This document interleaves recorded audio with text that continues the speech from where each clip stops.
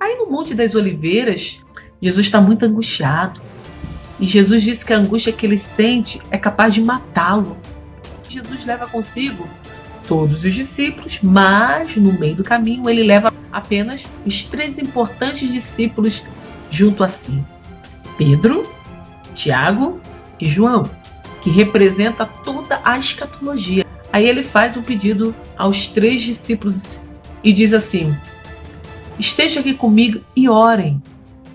Orem para que vocês não sejam tentados e vigiem comigo. Ele estava falando a esses 3 grupos de pessoas que são representantes escatologicamente, que essas pessoas precisam orar e vigiar no dia da provação. Enquanto Jesus está lá orando ao Pai, ele volta 3 vezes, e as 3 vezes que ele volta, esses 3 discípulos estão dormindo. Noiva, representada pelo João, os convidados, representados por Pedro, e os judeus remanescentes, representados por Tiago. Ninguém orou, nem tampouco vigiou. Mas para quem Jesus chama atenção? A Pedro. Os 3 não estavam lá? Os 3 não dormiram? Os 3 não vigiaram? Mas Jesus vira para Pedro e fala assim: Pedro, nenhuma vez você pôde vigiar comigo? Nenhuma vez, Pedro, você conseguiu ficar acordado e orar? Porque Jesus não cobrou isso dos outros, ele só cobrou isso de Pedro. A cada um estava tipificando uma fase.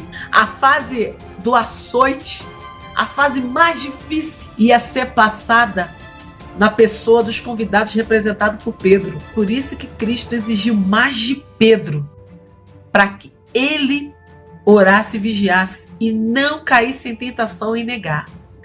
Porque a perseguição ia ser tamanha para esse grupo que a facilidade de negar Cristo ia ser muito mais rápida. A palavra de Deus diz que essa aprovação será tamanha, do qual nunca aconteceu em nenhuma parte do mundo. E essa aprovação vai fazer muitas pessoas negarem a Cristo.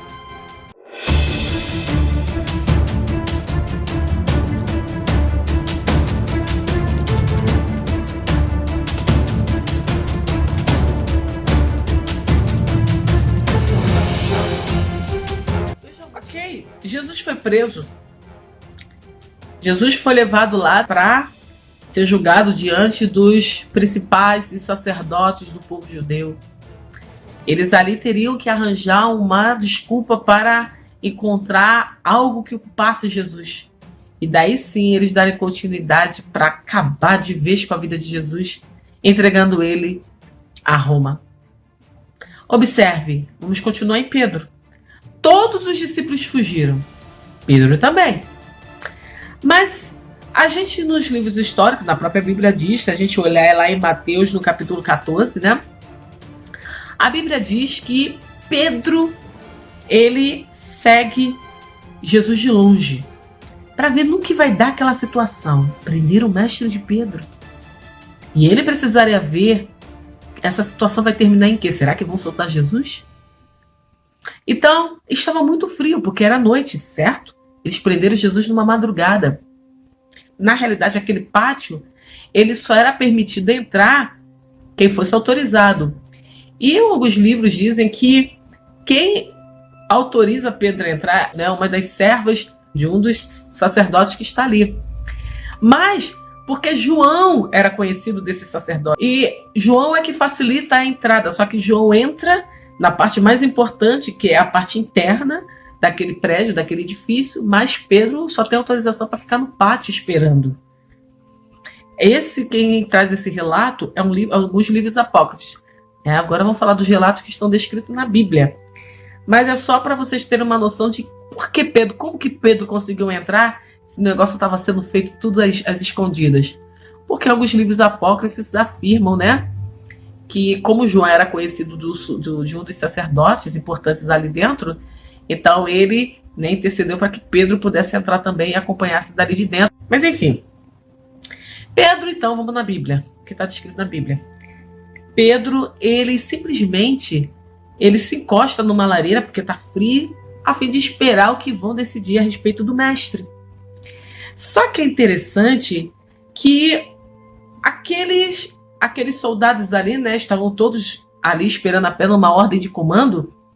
E uma das servas daquela casa, né, ela reconhece Pedro e olha, presta bem atenção agora em todos os detalhes que eu vou falar para você. A fogueira iluminou o rosto de Pedro. A fogueira clareou o rosto de Pedro a ponto de se tornar mais reconhecível. E quando a fogueira ilumina o rosto de Pedro, aquela serva daquele prédio, né, daquele local, reconhece Pedro. E ela fala: eu acho que eu te conheço. Você é um dos seguidores desse homem que está aí dentro. E Pedro começa a ser provado. Pedro diz: não sei o que você está falando. Não sei o que você está falando. Imediatamente Pedro pegou e saiu dali. E foi para o corredor. Ele continuou no prédio, mas ele saiu da fogueira. Ele saiu daquele meio. Certo? Ele saiu e foi para o corredor. Quando ele estava no corredor esperando ainda, porque ainda Jesus não tinha recebido a sua sentença final, uma outra escrava acompanha e olha os movimentos de Pedro e fala: você é um daqueles que estavam junto com eles. Você é um dos seguidores dele. E Pedro é provado a segunda vez. E ele diz: não, eu não sou. E ele nega agora com todas as palavras: eu não o conheço. A primeira vez ele diz: eu nem sei o que você está falando. A segunda vez ele diz: eu não o conheço. E ele sai irritado dali, de perto daquela mulher. Pedro foi provado 2 vezes e 2 vezes ele negou o nome de Cristo. A terceira vez, Pedro estava ainda no prédio. E um dos parentes de Malco, aquele rapaz que ele arrancou a orelha, falou assim: eu acho que eu te vi no jardim, rapaz. Eu acho que eu te vi junto com esse homem que nós estamos esperando a sentença ser resolvida. E a Bíblia diz que Pedro fica muito revoltado e diz: eu juro que eu não o conheço, eu nunca vi esse homem. E aí ele diz uma palavra infeliz: eu quero que Deus me castigue se eu estiver mentindo. Então vamos lá. Pedro nega a terceira vez. E a terceira vez ele nega com mentira, com ira, com juramento e fazendo o pedido que Deus o castigue se ele estiver mentindo, para dar mais ênfase à mentira dele. Ou porque Pedro não podia falar a verdade de que ele era servo de Jesus? Pelo simples fato, irmãos. Pedro tinha medo de morrer. Pedro tinha medo que o reconhecesse que ele era um servidor de Cristo. Pedro gostava de Jesus, mas o amor que ele disse que era suficiente, que jamais ele ia negar Cristo, não era tão grande a ponto dele dar vida. Pedro estava com medo de morrer. Pedro não queria que ninguém o reconhecesse, porque ele sabia que se reconhecesse, talvez ele teria que estar lá dentro também sendo julgado, como um daqueles que estava fazendo arruaça na cidade. Então Pedro, com medo, disse que nunca conheceu a Cristo. Ele deu valor à própria vida. Pedro estava diante da vida e da morte, mas ele tinha medo de morrer. Ele estava diante da vida eterna, de reconhecer a vida eterna e morrer para esse mundo, mas ele amou mais a vida desse mundo e ficou com medo de morrer para esse mundo. Então Pedro negou a Cristo 3 vezes. Mas eu quero falar uma coisa para vocês que é interessante, como eu falei para vocês, que tudo na palavra de Deus é símbolo. Tudo é simbologia, a gente só precisa ter um carinho especial para entender o que isso está querendo falar. Vocês percebem que a primeira vez que Pedro negou a Cristo, ele foi reconhecido porque a luz da fogueira iluminou o seu rosto. E ele foi reconhecido pela luz que iluminou a sua face. A primeira negação de Pedro, e eu digo isso sem qualquer filosofia, quando Pedro negou a primeira vez, Pedro estava negando ao Espírito de Deus. Porque Pedro, ele foi reconhecido pela luz da fogueira. E ele negou ao Espírito de Deus, que o convenceu de seguir a Cristo. Tanto é que ele vira para a mulher e fala: eu não sei do que você está falando. Então foi o Espírito de Deus que convenceu a Pedro de que Cristo era o Messias, que ele poderia andar sobre as águas. e abriu os olhos de Pedro de que ele estava diante do Messias, a ponto dele largar a sua pescaria, o seu comércio, porque ele era homem de negócio, e seguir a Cristo. Então a primeira pessoa que Pedro nega foi o Espírito Santo, representado pela luz que iluminou o seu rosto a ponto dele ser reconhecido como seguidor de Cristo. A segunda pessoa que Pedro nega é o próprio Cristo. Porque quando a segunda mulher pergunta a ele, olhando você, você fala como deles. Você se parece como ele, você fala como ele. Pedro estava negando a Cristo. Porque você vê que eles eram tão parecidos, os discípulos eram tão parecidos com o Senhor, que era necessário que um sinal dado por Judas, um beijo na face de Cristo, o diferenciasse dos outros. Então ali Pedro, ele foi reconhecido como seguidor de Cristo porque ele falava como Galileu e como ele se vestia igual a Cristo. Então naquele momento Pedro negou a Cristo, porque ele era igual a Cristo e ele falava como Cristo. Então a segunda negação foi dada ao próprio Cristo. Então a primeira ele negou o Espírito Santo, a segunda ele negou a Cristo. E a terceira, quem Pedro nega foi o próprio Pai. O Pai que enviou a Cristo. Olha, quando Pedro diz assim, eu não sei do que você está falando, ele se ira e se espragueja e fala, eu não conheço e eu quero que Deus me castigue se eu estiver mentira. Você vê que ele põe o próprio Deus na mentira. A palavra de Deus diz que todos aqueles que negam ao Filho, nega também ao Pai que o enviou. Então, na terceira negativa, Pedro negou ao próprio Deus. Ele negou aquele que enviou a Cristo. Você vê que Pedro jura. Aquele jura, eu juro por Deus. Eu juro por Deus que eu não conheço esse homem. E quero que Deus me castigue se eu estiver mentindo. Ou seja, ele usou o próprio Deus para validar a mentira dele. E ainda ele se amaldiçoou, né? Porque ele estava mentindo e pediu para Deus castigá-lo. Achando que Deus não fosse tomar em conta a sua palavra. Então a terceira negativa, ele pecou contra o próprio Deus e negou o próprio Deus. O Senhor Jesus, ele nos diz que todos aqueles que o negam diante de todos, ele um dia irá negá-lo diante dos anjos do seu Pai. Então, Jesus fala, todos aqueles que me negam publicamente diante dos homens, eu também os negarei quando eu estiver diante do meu Pai e diante dos anjos. Pedro, ele negou Cristo diante dos homens 3 vezes. Mostrando que essa palavra é verdadeira. Não estou dizendo que Jesus vai negá-lo naquele grande dia, não, porque Pedro se arrependeu e ele pagou muito bem pelo que ele fez. E ele vai ter a recompensa dele pela valentia dele. Por isso que todos aqueles que pecam e abandonam e começam tudo de novo, eles têm um novo recomeço, têm uma nova possibilidade. Que são todos os convidados. Enfim, olha o que diz aqui em Mateus, no capítulo 10, no versículo 32. Se uma pessoa afirmar publicamente que pertence a mim, eu também no dia do juízo afirmarei diante do meu Pai que essa pessoa me pertence.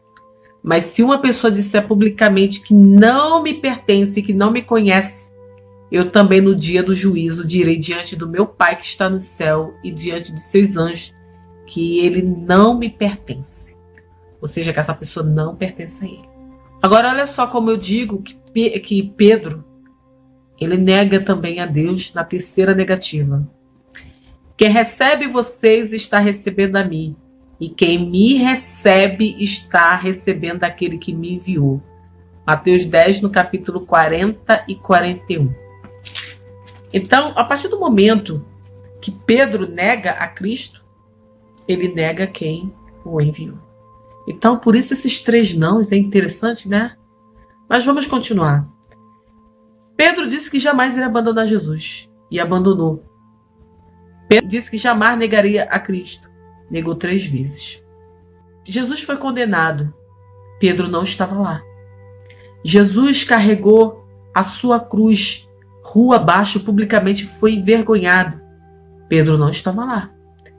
Jesus foi julgado diante da multidão. Vocês querem que eu solte Barrabás ou a esse que se chama Cristo? Pedro não estava lá para gritar: solte a Cristo e prenda Barrabás. Jesus foi sentenciado, foi julgado e condenado. Pedro não estava lá, nem para dar apoio à mãe de Cristo. Jesus ganhou várias chicotadas, foi envergonhado publicamente, praça pública, foi esbofeteado, foi rasgar sua veste. Pedro estava escondido, fugiu com medo de ser pego para ser também morto. Pedro não estava lá. Jesus ganhou uma cruz imensa, carregou essa cruz ladeira acima até o Gólgota, e no meio do caminho ele estava sendo espancado.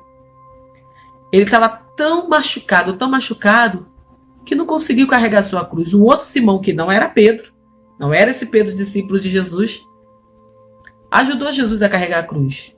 Pedro, se estivesse lá, poderia ter se oferecido: deixa que eu carregue, deixa que eu ajudo o meu Senhor, deixa que eu ajudo o meu mestre a carregar a cruz. Pedro não estava lá. Pedro estava escondido, com medo de ser pego. Pedro não estava no Gólgota quando Jesus pediu água para beber, quando Jesus chorou, quando Jesus disse: Pai, por que me desamparaste? Pedro não estava lá. Pedro estava escondido. Quem estava lá embaixo era o discípulo amado, e que alguns livros apócrifos dizem que ele acompanhou uma boa parte da trajetória. Mas a gente vê isso na Bíblia, nós estamos lendo, quando Jesus vira para o discípulo amado e diz: mulher, eis aí seu filho, filho, eis aí sua mãe. Tornando o discípulo amado a sua família. Mais uma vez provando que ele representava a noiva que participa de todo o sacrifício de Cristo, que participa até a morte. João não estava com medo de ser reconhecido. E se ele ficou com medo, ele se arrependeu e voltou. E se juntou à mãe, à família de Cristo, para chorar os últimos momentos que os seus mestres estavam passando naquela cruz. Jesus passou por um último teste na cruz, quando aqueles ladrões iam insultar. Pedro não estava lá para defender Cristo, para dizer: vocês merecem estar aí, mas o meu Senhor não. E Jesus deu o último suspiro. Eu acho que talvez, antes de Jesus dar o último suspiro, ele olhou para aquela multidão toda que estava ali, na esperança, mesmo sabendo que não ia acontecer, porque ele é Deus, na esperança de Pedro se arrepender e vir correndo, chorando, dizendo: Senhor, me perdoe, eu me arrependo. Eu fui covarde. Mas Pedro não fez isso. Jesus morreu. E Pedro, assim como o galo cantou quando ele negou Cristo as 3 vezes, a Bíblia diz que Pedro chorou amargamente. Aquilo aí foi choro de remorso. Foi choro assim: cara, como eu fui estúpido. Eu não tenho palavra, eu não sou homem de palavra. Então ele chorou de remorso e de vergonha, porque ele não foi homem suficiente para honrar a palavra dele. Mas não foi choro de arrependimento. Porque se fosse choro de arrependimento, Pedro teria subido Gólgota, gritando: por que vocês estão matando meu Senhor? Teria brigado com os soldados romanos, teria usado a valentia dele. E teria chegado até os pés de Jesus e pedido perdão. Quando Jesus fecha os olhos, acabou a oportunidade de Pedro se arrepender como discípulo de Jesus, como aquele que deu a palavra que daria a vida por ele. Jesus estava nessa vida ainda. Jesus ainda não tinha sido glorificado. Então era importante que Pedro professasse a fé dele e o arrependimento dele antes de ver o grande milagre que era a ressurreição de Cristo. Porque muito mais difícil é você provar uma fé naquilo que você nunca viu do que naquilo que você está vendo com os seus olhos. Infelizmente, Pedro não se arrependeu. Quando Jesus morre, a gente observa que Pedro também não se arrependeu, porque Pedro não foi reclamar o corpo de Cristo. Se não fosse José de Arimateia, quem é que iria embrulhar o corpo de Cristo e ia levar para fazer uma sepultura? As mulheres, inclusive a mãe de Jesus, estava ali junto com João, mas talvez eles não tivessem dinheiro, condições o suficiente para ter um túmulo para enterrar dignamente o Senhor deles. Pedro era um homem de negócio, Pedro poderia fazer isso, mas Pedro não fez. De Arimateia, que também estava esperando um Messias, e ele sabia que Jesus era o Messias, ele, mesmo sabendo que era véspera, já era a véspera do sabate, ele foi lá reclamar o corpo de Cristo e pediu para enterrar o corpo de Jesus. E ele preparou um lugar especial e sepultou Jesus naquele túmulo. Observe que Pedro não estava ali, nem para ouvir as últimas palavras de Jesus, quem dirás para reclamar o corpo dele. Depois de morto, morreu mesmo, fazer o quê? Já morreu, não tem mais o que fazer, não é isso? Foi isso que Pedro pensou. Tanto é que Jesus morreu, foi sepultado. Pedro não foi no funeral, nem tampouco consolar a família. Estava escondido. O sábado chega. Pedro não foi lá, nem saber se realmente ele foi sepultado no lugar digno, como seu Senhor, do qual ele prometeu que daria vida. E nem tampouco ao terceiro dia, como Jesus disse, ao terceiro dia eu vou ressuscitar. E aí Pedro poderia falar assim, meu Senhor disse que vai ressuscitar ao terceiro dia. Eu vou ser uma das primeiras pessoas a estar no túmulo. Pedro não foi lá, quem foi as mulheres. Pedro estava escondido junto com os outros discípulos, com medo. E o que aconteceu ao terceiro dia? Jesus ressuscitou. Mas Jesus ressuscitou não com o coração amargo, com o coração de vingança. Agora eu vou vingar todo mundo, já fiz o que eu tinha que fazer, já cumpri o que eu tinha que cumprir. Agora quem quer, vem. Quem não quer, vou matar todo mundo. A primeira mulher que ele apareceu foi Madalena. Aquela prostituta, lembra da prostituta? Que ele falou, vai, não peques mais. Ela não pecou mais. Ela agarrou a oportunidade de carregar a cruz do Senhor. De viver a vida integralmente com o Senhor que ela escolheu. Como ela também estava em todo o sofrimento de Jesus, inclusive na promessa de que ele viria ao terceiro dia a esse mundo de volta, com vitória. Outrora era totalmente impura, mas se tornou pura porque ele estava diante da vida. Mas vamos continuar com Pedro. Jesus vira para Maria Madalena e fala assim, olha, diz aos discípulos que eu estou aqui de volta, ok? E diga a Pedro que eu também estou de volta. Mas Pedro não fazia parte do discípulo porque ele quis frisar. Diga a Pedro também que eu estou de volta. Como Pedro tinha negado a Cristo, como Pedro tinha falhado em todas as etapas, Pedro já não se sentia mais discípulo. Pedro já tinha negado o seu discipulado. Então Jesus diz, diga a Pedro também. Porque ainda que ele diga que ele não é discípulo, mas fala para ele que eu estou falando que eu ressuscitei. E quando os discípulos estavam ali, uma certa hora, com medo, escondido dos soldados que poderiam a qualquer momento invadir a casa e pegar eles, Jesus aparece para eles e mostra que eles estavam ali. E mostra para eles que ele ressuscitou. Jesus aparece depois uma segunda vez para os discípulos, que é a segunda vez que Tomé o vê também com os olhos, né, e crê que Jesus ressuscitou. Mas observe uma coisa, irmãos.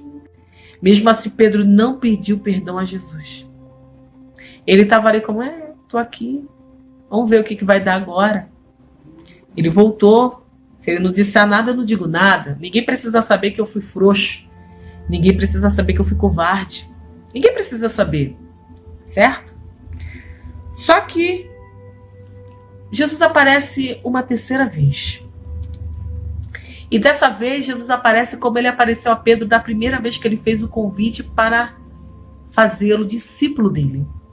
Mesmo Jesus aparecendo duas vezes para eles, os discípulos não tomaram vergonha e voltaram à vida anterior. Voltaram à vida anterior. Todo o tempo a gente observa que nessa atitude de Pedro, ele falou assim, vou seguir a ele é o Messias, mas se nada der certo, eu volto ao meu ofício de antes. Eu sou empresário. E foi isso que aconteceu.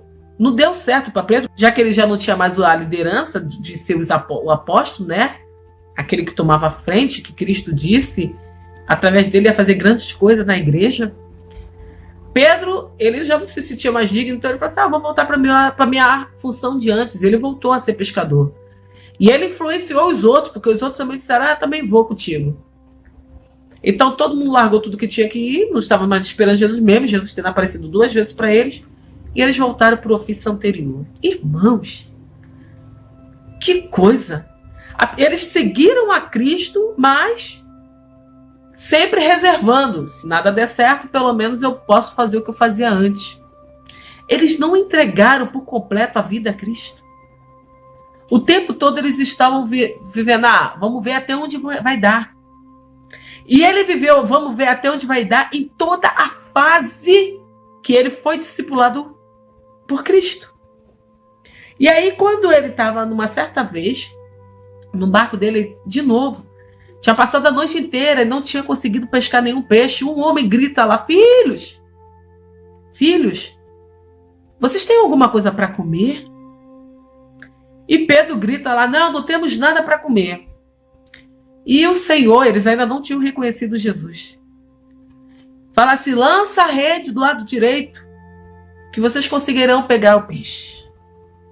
Lembre-se que foi a mesma coisa, a mesma cena, quando Cristo convocou Pedro para ser seu discípulo. Pedro estava com outros no barco.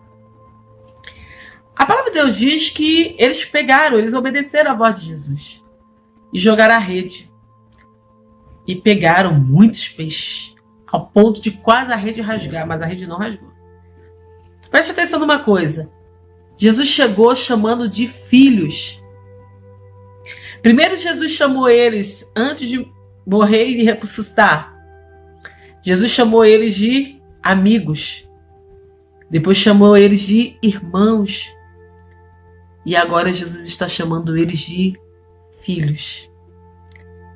Olha que lindo. Sem nenhuma mágoa, Jesus os chama de filhos. E é interessante que quando eles pegam a rede e pegam os peixes, claro, lançam a rede e pegam os peixes, Pedro, você vê que Pedro estava tão desligado que Pedro não percebeu a semelhança. Mas João fala assim, Pedro, é o Senhor. Eu sinto que é o Senhor, Pedro. E aí Pedro se desperta. Você vê que quem ouve primeiro, quem entende primeiro que é o Senhor, é João e não Pedro. Pedro, ele só reconhece que é o Senhor quando João fala. E aí Pedro se lança na água. E vai em direção a Cristo, enquanto os outros vão no barco. Eu vejo 3 coisas aqui. 3 coisas, irmãos. 3 coisas simples. Por isso que eu falo que a Bíblia é feita de simbologia. Quem primeiro reconhece o noivo é a noiva, representada mais uma vez por João. Veja a segunda coisa. Pedro se lança nas águas. As águas, a mesma água que ele, no meio de uma tempestade, tentou atravessar e ir ao encontro do Senhor. Dessa vez ele se lança nas águas para ir ao encontro do Senhor. Depois que ele entende que é o Senhor que está do outro lado das margens. Quando ele se lança nas águas, ele diz nitidamente, agora eu entrego tudo o que eu sou.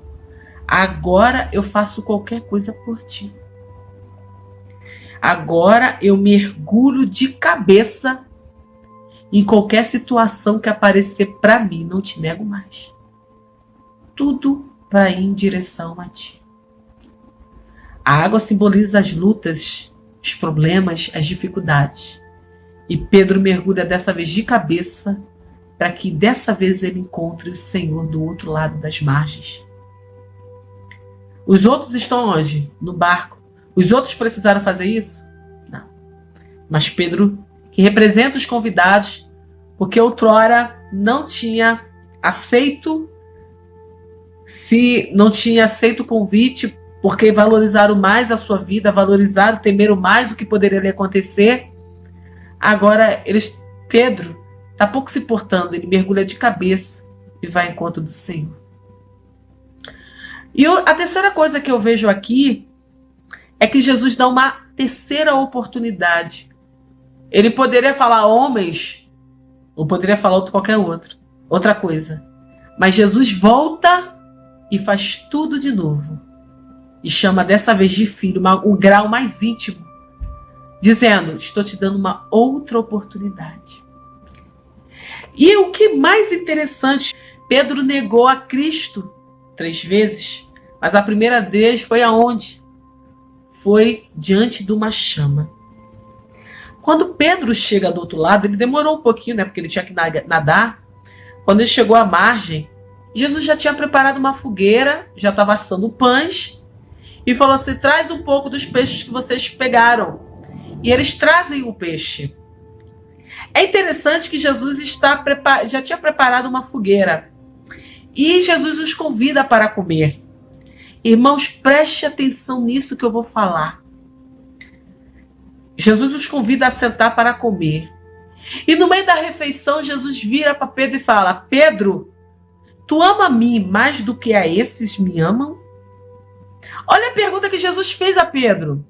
Pedro, tu me ama mais do que esses me amam? Ou seja, você me ama mais do que eles? Pedro falou assim: sim, Senhor, eu te amo. Por que Jesus fez essa pergunta a Pedro? Porque Pedro tinha dito que amava mais a Cristo do que todos os outros discípulos. Ele foi arrogante. E Pedro negou a Jesus. Aí Jesus diz: você me ama mais do que esses me amam? Aí Pedro diz: sim, Senhor, eu te amo. Continuaram comendo em volta daquela fogueira. Jesus diz a segunda vez: Simão Pedro, você me ama? Dessa vez o Senhor já não pergunta: você me ama mais do que eles me amam? Jesus não faz essa pergunta. Agora Jesus muda a pergunta: Pedro, você me ama? Como quem diz: Pedro, você gosta de mim? Pelo menos você gosta de mim, porque quem gosta, pelo menos não faria o que você fez. Nem gostar, rapaz, você gostava. Era mais ou menos isso que Jesus está falando. Nem gostar, você gosta. Mas Jesus fala: Pedro, você gosta de mim? Você me ama? Não é aquele amor ágape, né? Você me ama mais do que todos esses me amam. Ou seja, você me ama mais do que eles a ponto de dar sua vida por mim, porque foi isso que você me falou. Então é o amor ágape. Então Jesus já não pergunta mais como ele perguntou da primeira vez: você me ama com amor ágape mais do que esses? Jesus já não pergunta. Jesus já pergunta com amor filial. É aquele amor de amigo. Pedro, tu me amas? Ou seja, você gosta de mim? A segunda vez. Aí ele falou assim: sim, Senhor, eu te amo. Ou seja, sim, Senhor, eu gosto do Senhor. Aí daqui a pouco eles comem um pouquinho. Jesus fala a terceira vez: Simão Pedro, tu me amas? Aí Pedro entende que Jesus está falando o porquê.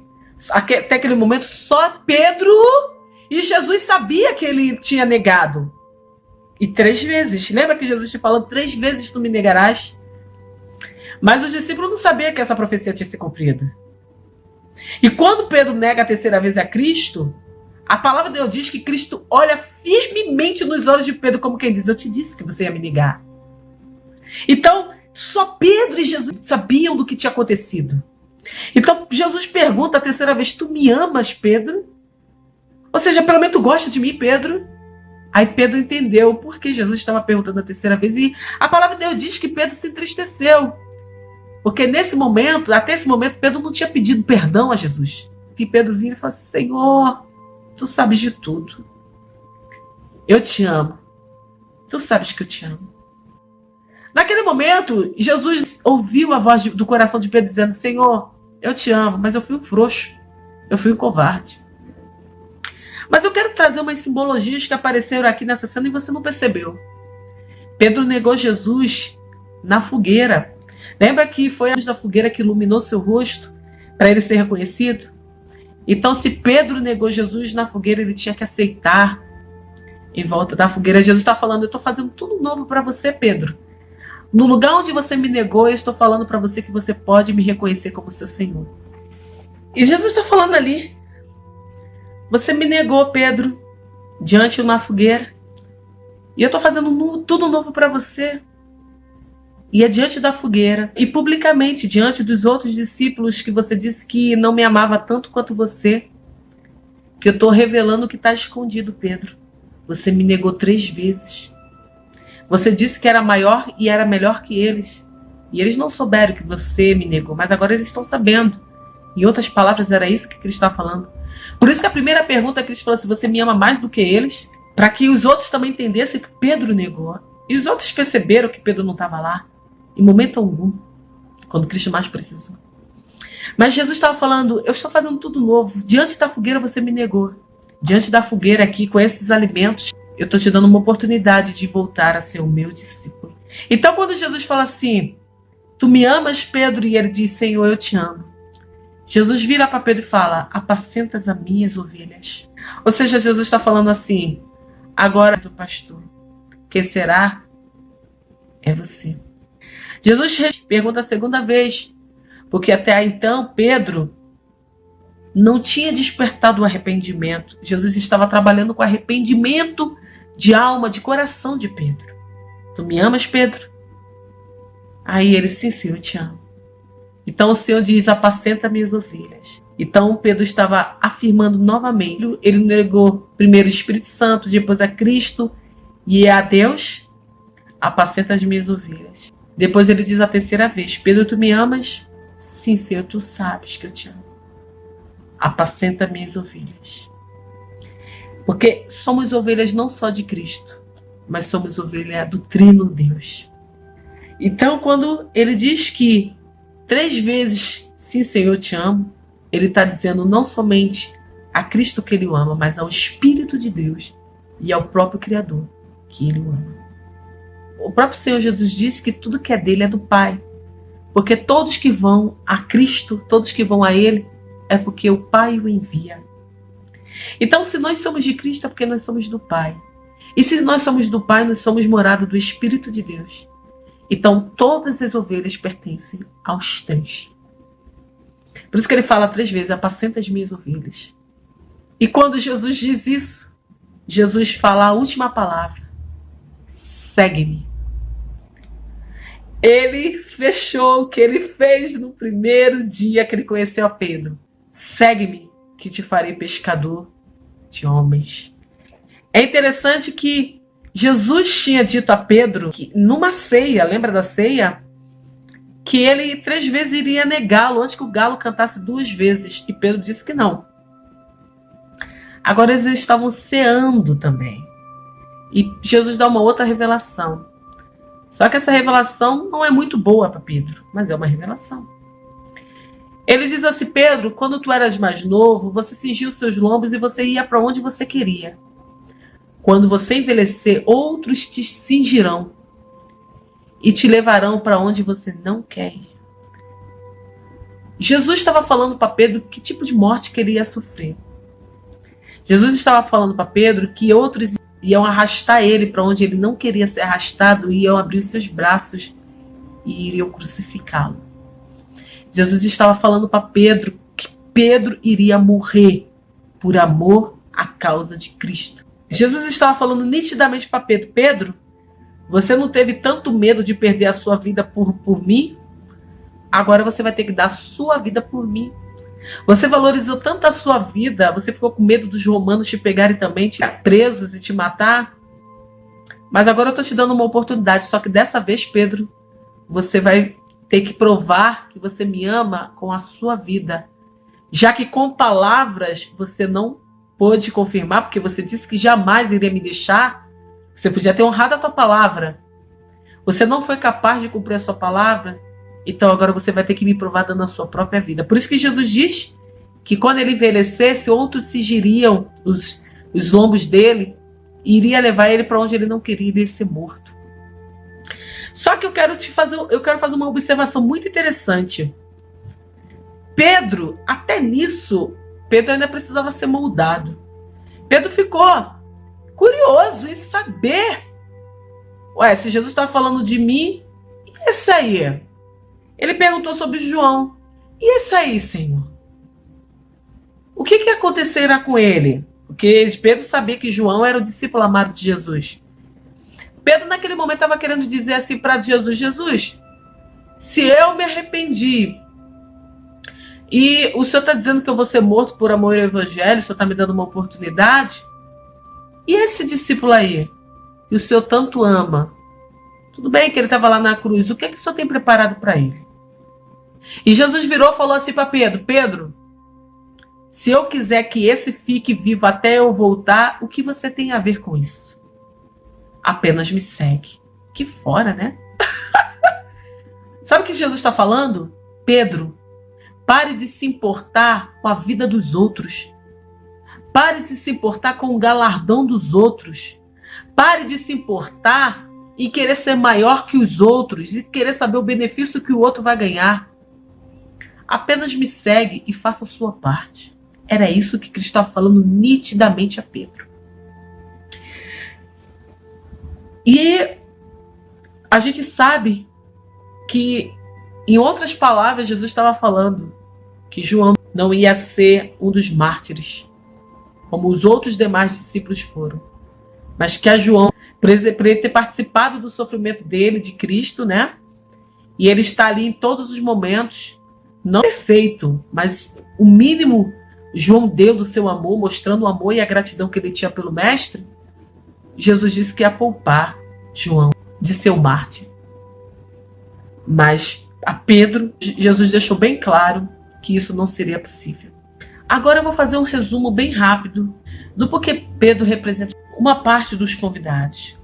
Pedro representa todos que um dia foram convidados pelo Senhor a fazer parte da sua noiva. Observe que Pedro bebeu do cálice. Ele aceitou o convite de ser a noiva de Cristo. Mas Pedro negou esse convite quando os problemas apareceram.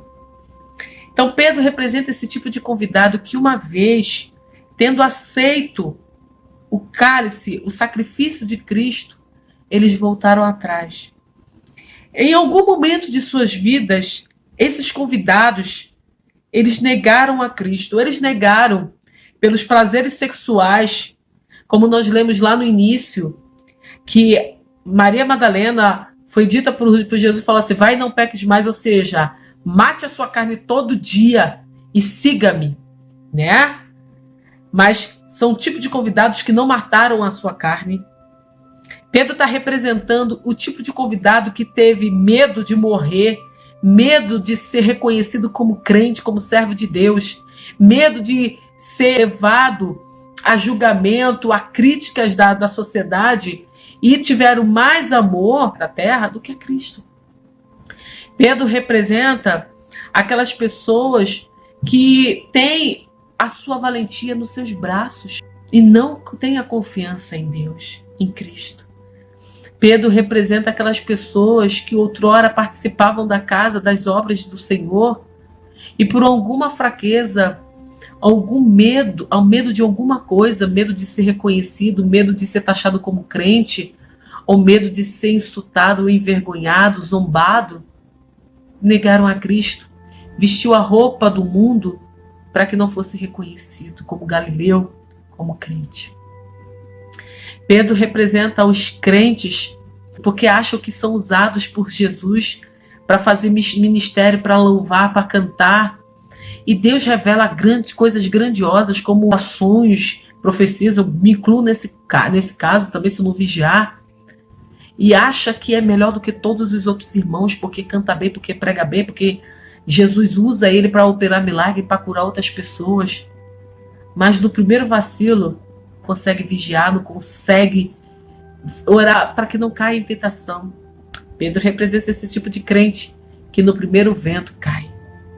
Mesmo tendo vivenciado todas essas maravilhas que o Senhor tem feito através dele, mas no primeiro vento cai. Por quê? Porque não consegue orar, dorme, não consegue vigiar, como Pedro não conseguiu vigiar no Monte das Oliveiras, quando Cristo pediu para ele orar e vigiar para que não caísse em tentação.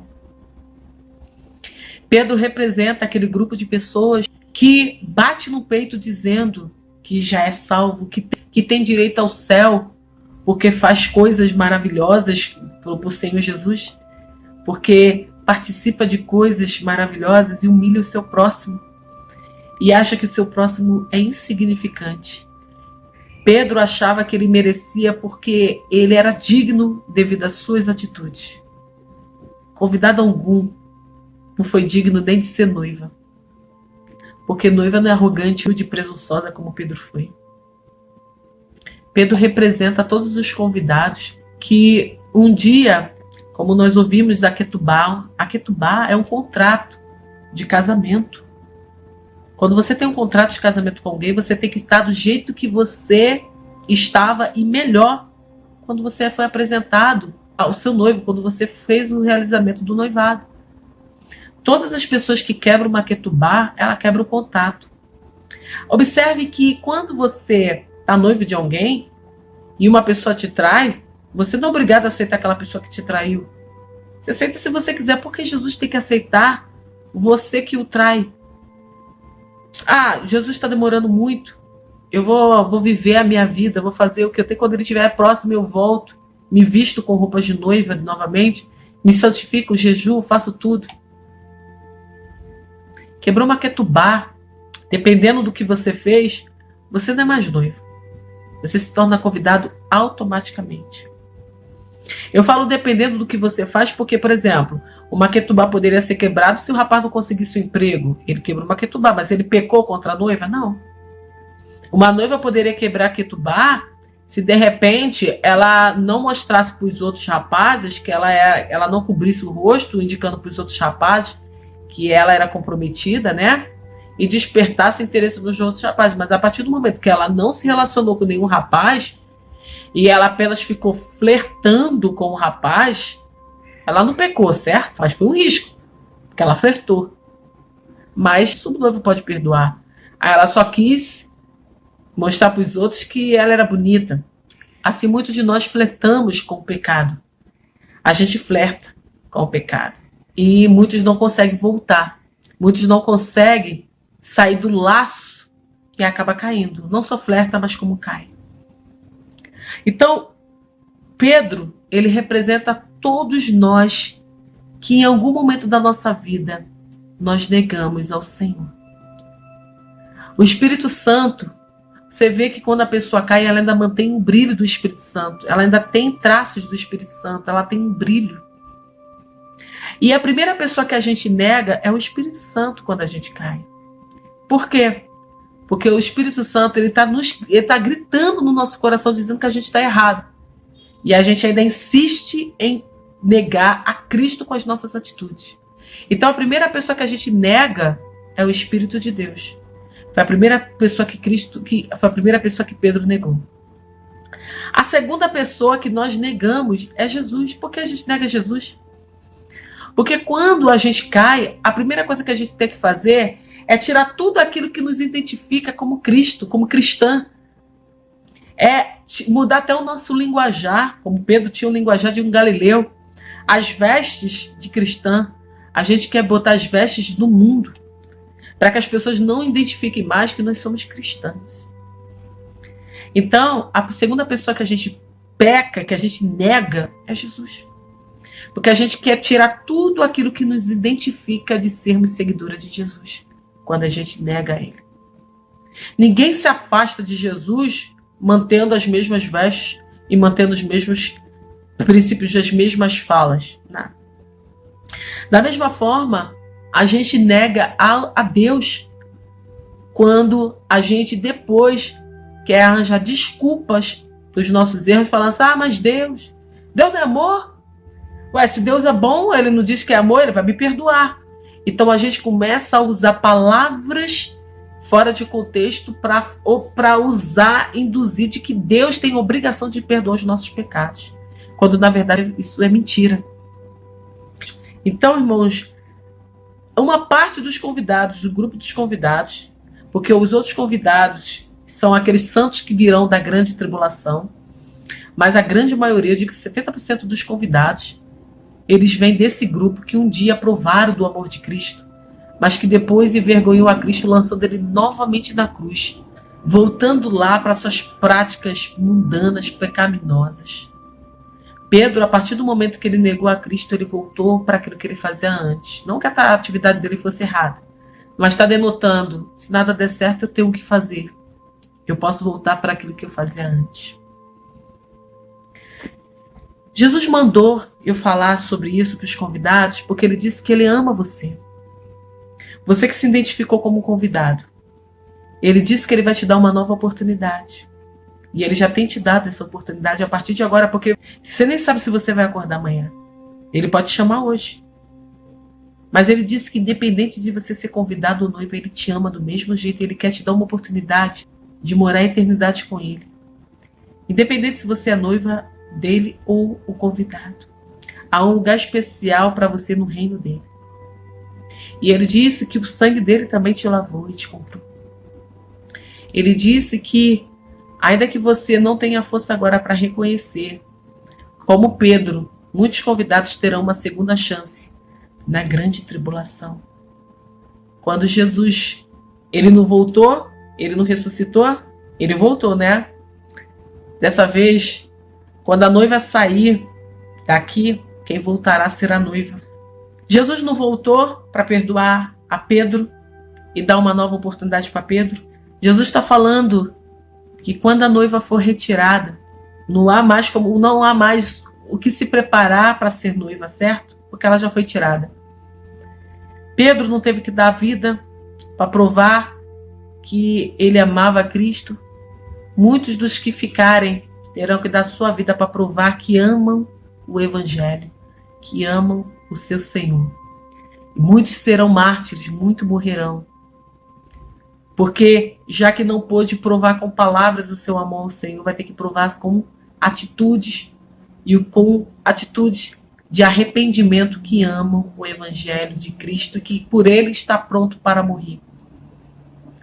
Assim como as pessoas estão dando mais valor à sua vida agora, na grande tribulação elas não têm mais o que dar valor. Ou ela confessa a Cristo como Senhor e vive eternamente, ou ela morre eternamente. Eu quero dizer uma coisa para vocês interessantíssima. Jesus ressuscitou e deu uma outra oportunidade a Pedro, certo? A noiva, quando a grande tribulação acontecer, ela já vai ter ser retirada. Pedro só viu que Jesus ressuscitou quando ele olhou com os olhos dele também. Porque as mulheres disseram que Jesus havia ressuscitado, Pedro voltou correndo para ver se o túmulo estava realmente vazio, e ele encontrou o túmulo vazio, mas ele não tinha visto Jesus. Da mesma forma, quando a noiva for retirada, ela vai passar um tempo. Depois ela voltará. Jesus não voltou para pregar para os discípulos, para perdoar os discípulos. Só que dessa vez, só os convidados a quem ele quiser, lá como ele se revelou apenas para os seus discípulos, os discípulos de Emaús e para as mulheres, só a quem ele quiser se revelar verão a sua noiva. E é a sua noiva que pregará na grande tribulação. Escute uma coisa que eu vou dizer para você. Apocalipse diz assim: o Espírito diz, vem. E a noiva diz, vem. Nesse momento, quem está te convidando a fazer parte do corpo da noiva de Cristo é o Espírito de Deus. Nós já ouvimos isso no estudo passado. Na grande tribulação, a noiva virá para te fazer o convite para ser participante da grande festa de casamento. É por isso que eu nunca entendi quando falo o Espírito diz vem e a noiva também diz vem. E a todos aqueles que quiserem vir. Observe que a palavra de Deus diz assim: bem-aventurados são aqueles que são convidados para a boda do Cordeiro. Eis que a sua noiva já tem se preparado. Ou seja, a noiva já está preparada. E ela já vem se preparando, há tempo. Só que na grande tribulação, assim como Jesus veio, apareceu para consolar os seus discípulos, dizer, olha, eu ressuscitei, eu estou aqui, a companhia da noiva, os santos que serão levados, não é arrebatamento, irmãos, ainda. Eles aparecerão como Jesus apareceu para consolar os seus discípulos. A companhia da noiva aparecerá para aquele que Jesus quiser e pregará para essas pessoas a fim de animá-las para viverem o período da grande tribulação. Prepare-se. Está chegando. A noiva, ela irá pregar na grande tribulação. E ela fará grandes milagres e vai ser ela que consolará, através do Espírito de Deus, todos aqueles que ficaram. todos aqueles que rejeitaram, como Pedro rejeitou o convite de ser noiva, porque ele bebeu o cálice, mas rejeitou. Todos, assim como Pedro, todos os convidados serão consolados pela noiva. Jesus não preparou pão e peixe e deu aos seus discípulos para que eles comessem. Então, quem pregará pão e peixe, dando alegria a todos aqueles que ficaram, será a companhia da noiva do Cordeiro. Eu aqui vou encerrar o estudo dizendo para vocês. Eu tive um sonho, uma revelação de Deus.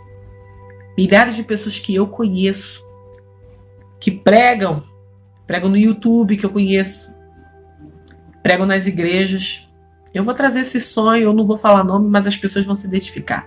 Não hoje, porque não vai perder o sentido. Cantores, eu vi cantores inclusive até que eu admiro. Cantores ficaram para a grande tribulação.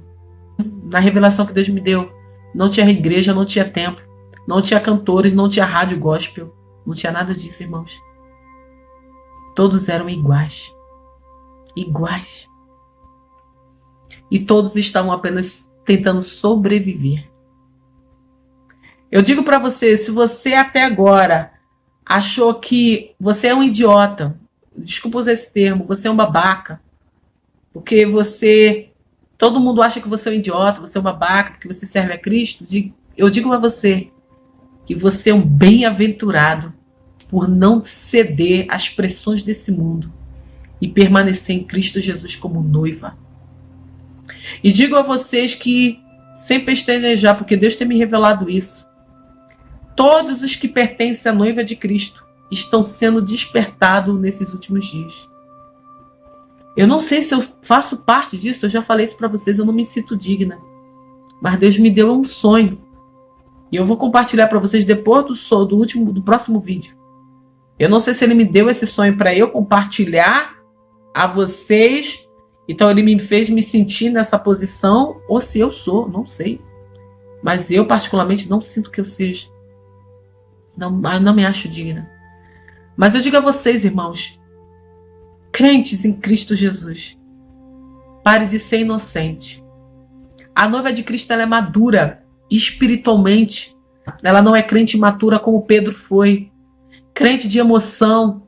A noiva de Cristo vive o fruto do Espírito. A noiva de Cristo tem os dons do Espírito de Deus. A noiva de Cristo é uma pessoa madura na fé. Tanto é uma pessoa madura que ela vai estar na grande tribulação vivenciando coisas incríveis a fim de confortar os que ficaram. Porque ela é tão madura que ela precisa passar a experiência dela aos imaturos que ficaram para a grande tribulação. A noiva de Cristo, ela não abandona Cristo por qualquer coisa, como Pedro abandonou. Nem perseguiram Pedro, só pegaram o mestre dele. Pedro abandonou Jesus. No primeiro ventinho, Pedro já abandonou. Na primeira lutinha, Pedro já se trancou dentro de casa. A noiva de Cristo não é arrogante, achando que é maior do que todos os outros irmãos, é melhor do que todos e tem direito ao reino do céu porque Jesus tem revelado as coisas a ela. Como Pedro achou que ele era o melhor discípulo porque ele tem participado de todos os grandes eventos que Cristo operou na terra. A noiva de Cristo não é isso, irmãos. A noiva de Cristo é diferente, é uma pessoa madura. Então você que é um crente imaturo, eu tenho que lamentar por você. Corra, porque ainda há tempo, a noiva ainda está aqui. Peça perdão a Deus e peça maturidade espiritual. A noiva de Cristo não se ofende porque alguém o ofendeu ou a ofendeu dizendo coisas sobre ela. A noiva de Cristo não nega a Cristo porque alguém está atacando pedra nela. A noiva de Cristo está disposta a sofrer pelo Evangelho e, se possível, morrer por ele, mas não por palavra, por atitude. É por conta disso que Jesus, já sabendo disso, que ela é capaz disso, que Jesus fala: você não precisa se entregar por mim, porque a minha vida eu já dei por você. Você não precisa morrer, porque se você morrer, você está desmerecendo a minha morte. E eu sei que você é capaz de morrer por mim, você não tem necessidade de morrer por mim, porque eu já dei o meu sangue por você. Então a noiva de Cristo já aceita o sangue do sacrifício do seu Senhor, e ela não precisa mais morrer pelo Senhor, mas ela vive o seu Senhor, matando a sua carne dia após dia. A noiva de Cristo não aceita sexo apenas por um momento e depois vai pedir perdão a Deus. A noiva de Cristo esmurra seu corpo todos os dias dizendo: sexo, você é bom, mas maior é o meu Senhor. E hoje eu tomo minha cruz, porque as coisas velhas se passaram, eis que tudo se fez novo, e eu não posso me inclinar mais aos desejos da minha carne. Assim diz Maria Madalena. Ela não se inclinou aos desejos de continuar sendo impura e adúltera. A noiva de Cristo não tem mágoa do outro, nem ódio a ponto de trazer paralisia, não somente para a sua alma, mas para o seu corpo. A noiva de Cristo perdoa. Ela não fica atacando na cara do irmão o que ele fez ou deixou de fazer. A noiva de Cristo, ela tem um coração voluntário, um coração amigo, um coração nobre. Jesus voltou e perdoou a Pedro e deu uma nova oportunidade a ele. A noiva de Cristo, ela não é o tipo de pessoa que a qualquer coisa ela pega de arma para fazer força e dizer: se Jesus está demorando, eu faço as minhas justiças, eu vingo com as minhas próprias mãos. A noiva de Cristo não usa disso. Irmãos, eu espero nitidamente que você hoje entenda que o evangelho que você ouviu até hoje, dizendo que toda a igreja faz parte da noiva de Cristo, é mentira. Que até agora te deram um leite, mas te deram um leite ralo. Não foi o leite com substância, não. Foi o leite ralo. Te deram um alimento fraco. Por isso que você está fraco, achando que você pode continuar pecando, achando que você pode barganhar com Deus, que você vai ser a noiva de Cristo. Você não é a noiva de Cristo. Eu te convido a comprar de Jesus vestes novas. Sabe o que significa veste nova? Caráter renovado. Pedro tinha um caráter totalmente arrogante, um caráter totalmente mundano. Quando ele achava que ele era melhor, o maior, ou superior, até que o próprio mestre, quando ele desmente o mestre. Jesus está mandando você mudar o teu caráter. Jesus está mandando você agora comprar esse caráter nele. Como comprar? Participando do sacrifício dele. Aprendendo com ele, aos pés dele, na palavra dele, como se tornar um soldado valoroso, um soldado de guerra. Um soldado que não se inclina em qualquer vento, em qualquer tempestade, em qualquer brisa, na verdade.